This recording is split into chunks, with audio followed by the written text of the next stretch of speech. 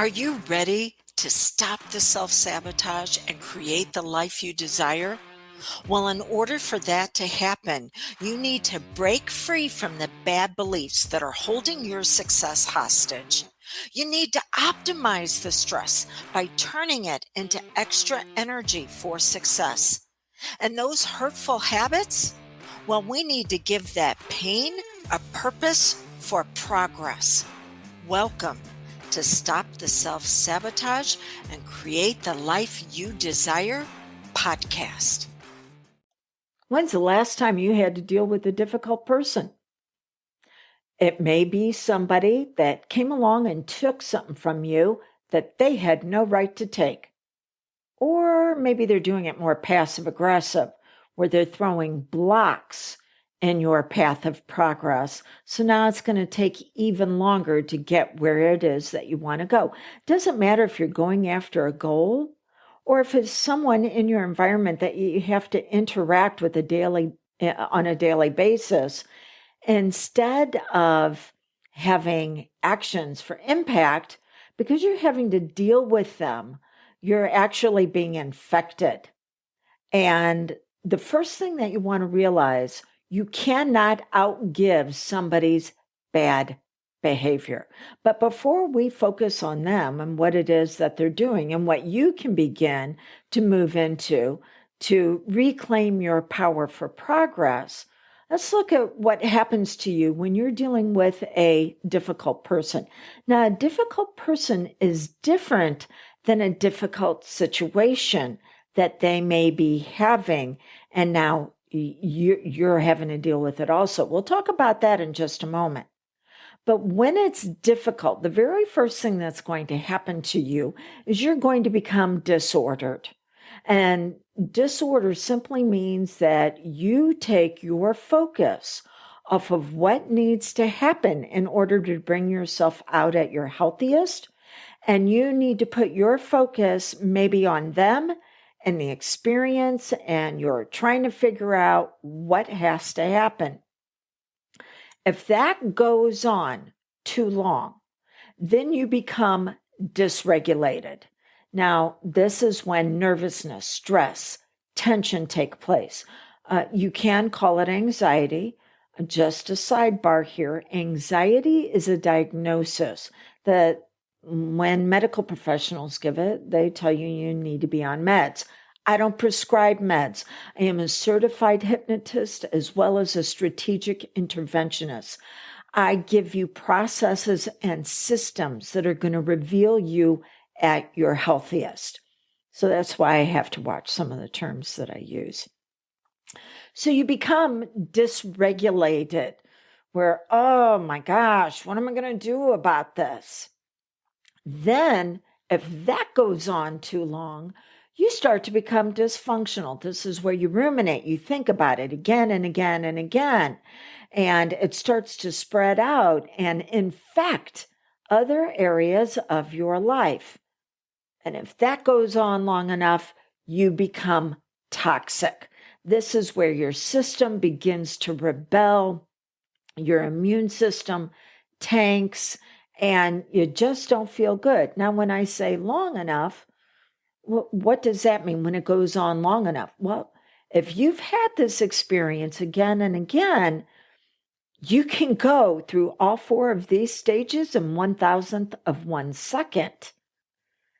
So we begin to put up boundaries. Think of a boundary like a container. I have my glass of water with me. If I didn't have it in a glass, it would run all over my desk and I wouldn't be able to utilize it. So it has a boundary that keeps it contained in a way that it can be optimized. You need boundaries for yourself, things that are going to be a container for your brilliance and your magnificence. So we're going to be talking about boundaries. We're going to be talking about rules. But you want to know that one of the things that you can do through what is labeled an affinity bias is fall into a rescuing relationship. It's a mouthful, isn't it? So, an affinity bias simply says that we will favor people who are like us. If you're in my world, it's because you haven't been through some annoyances. It is because you have been to the pit of pain. You've had some stuff happen to you. It should never have happened. And I am truly, truly sorry for that. And it wasn't your fault. But we do have to take 100% responsibility in moving forward. And when you fall into a rescue relationship, it means that you will give people additional chances that they might not have earned because you wish someone would have come along and given you the chance to get out of what you were experiencing, and they didn't. You had to get through it the best you could. Well, an affinity bias, when it says that we favor people who are like us, you can begin to make excuses for people who are doing things that are dysfunctional based on their experiences, whether it's current or in their painful past. And again, enable them to continue on this path where they're going to keep hurting others. Well, whether they do that with others or not, it's not what we're interested in. We're interested in that you have impact in your own life and you're not infected by what it is that they're doing. So that affinity bias is incomplete. You need to be able to upgrade it because there are people who have dealt with difficult others, OPS, other people's shit. They've dealt with it in a way that brings them out at their healthiest. What that other person chooses to do, you are going to create the experience for them to make a better choice. But if they do not, their access is going to be restricted to you. The way you do that is you move from a rescue relationship where you're giving them what you wish someone would have given you, and instead you upgrade it into the twins of truth and grace. Truth says they did something that was wrong. And when we do things that are wrong, we have consequences. But those consequences can be tempered with grace. Well, let's look at grace. What does that mean? Because if you have truth without grace, then what you have is judgment. If you have grace without truth, then you have lack of boundaries. Okay, so let's start with grace first. What is grace? Grace is not the absence of consequences. Grace is simply you are for them in a way that they haven't earned.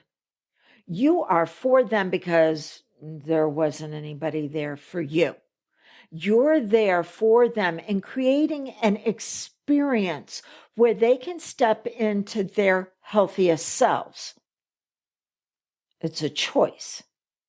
See, even God can't give somebody, I'll get it out. Even God cannot outgive somebody's dysfunction because grace is not earned, it's given. You're giving them the experience. But if they've been acting in a disordered, dysregulated, dysfunctional, toxic way where it is trying to take your power away from you, well, they have to repent. Now, that doesn't mean that they're going into a closet next to you and telling you everything that they did wrong.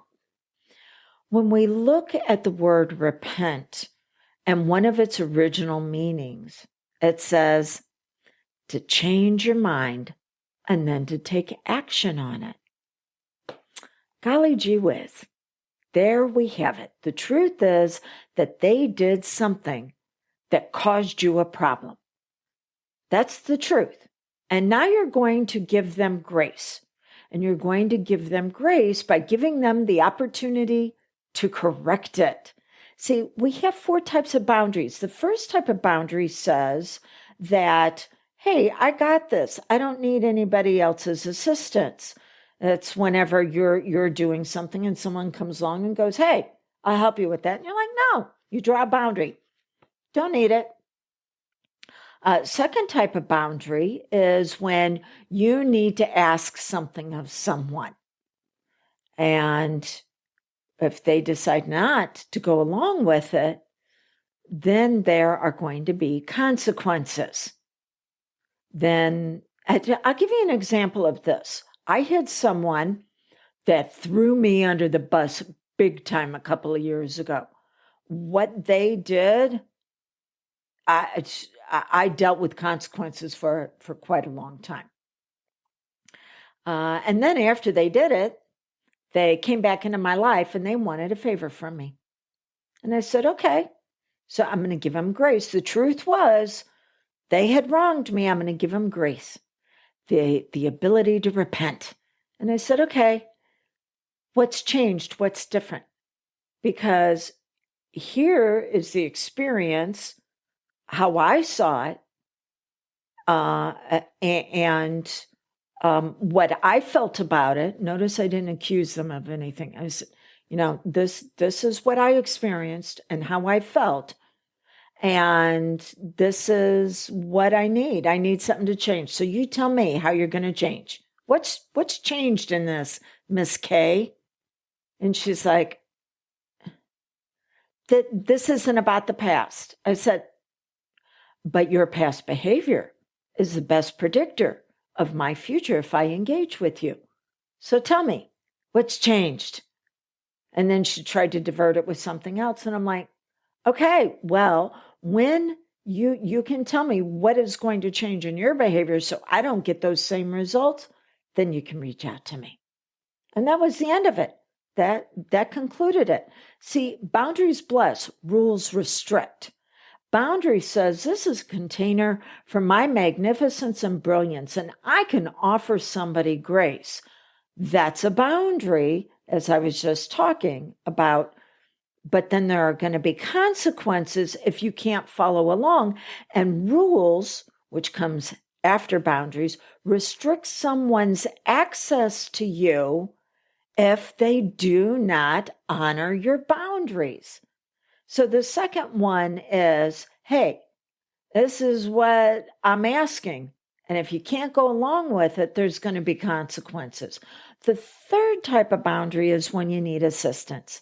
This is when my clients reach out to me and go, how do I do this? So when I say assistance, you need assistance from an authority figure who's achieved this. They have a process and a system that they can pass on to you. And then the fourth type of boundary is, I've done all I can. I'm walking away. That's it. It's complete. Why do we even have boundaries? The number one reason why to have boundaries keep you safe. The second reason is they give you needed information about the other person. The third reason for boundaries, you take that information and now you know how to move forward. And then the fourth reason for a boundary is that, go back to number one, now that you have a plan, what type of boundary do you need to keep you safe? So you're giving grace. You're for them. You ask them to change their mind. You give them that ability to repent. And if they choose not to, then there has to be consequences. And this is when you begin to upgrade your affinity bias where you just don't favor people who are having experiences where they got a lot of pain in their life and maybe they need somebody to rescue them. You have an affinity for people who want to grow because there are others out there who will be difficult. Not that they're having a difficult challenge. They recognize that you are giving them another chance to move forward with you.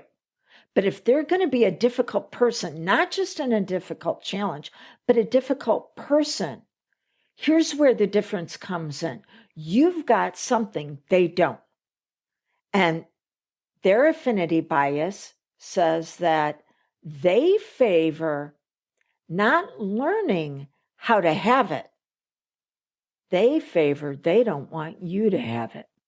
And they will do everything they can to take it away from you, to cause you to lose your focus, to have feelings that are going to continue to cause you to feel dysregulated. And then you go round and round and round instead of straightening out the path, getting back into progress. That's what they'd rather see. They don't want to step up to your level. They want to drag you down to theirs. That's a difficult person. And you need to restrict access to you because it's not going to get any better. They don't want to be better. They want you below them. It's how they feel powerful, that they were able to take something from you. So remember, even God cannot outgive somebody's dysfunction. And you cannot outgive their bad behavior. Instead, grace and truth, boundaries and rules, and having an affinity for growth and moving into progress. Until we get together again, blessings on you reaching greater heights of success with less effort. I want to pause for just a moment and say, what is it that your health, your wealth, and your happiness needs from you right now? It needs, it wants, it desires your ability to be able to accept suggestions that are going to allow you to achieve and maintain success. See, your identity is made up mental, emotional, physical. And your mental level, your focus has been on how you could serve others to bring them out at their best, but at your expense. Your emotional level, your heart has actually been used to be able to grow the harvest that someone else wants. But for you, you haven't learned how to optimize those emotions to where you're not being overwhelmed, stressed out, absolutely exhausted, and your actions implementing for impact. Those actions can be so hard to follow through whenever you feel like your painful past continues to infect you. You want an identity upgrade. That's what I'm offering you in the brand new course, Health, Wealth, and Happiness through Self-Hypnosis. I'm going to teach you how to give yourself suggestions that are actually going to bring out your magnificence and your brilliance, revealing more of who you really are. It does not matter where you are in life or what's happened. All of it can be optimized for your benefit. It is at an incredible investment because I want you to be able to say yes to your next level of success. Go to dawnlandrum.com and click on the link that says Health, Wealth, and Happiness through Self-Hypnosis.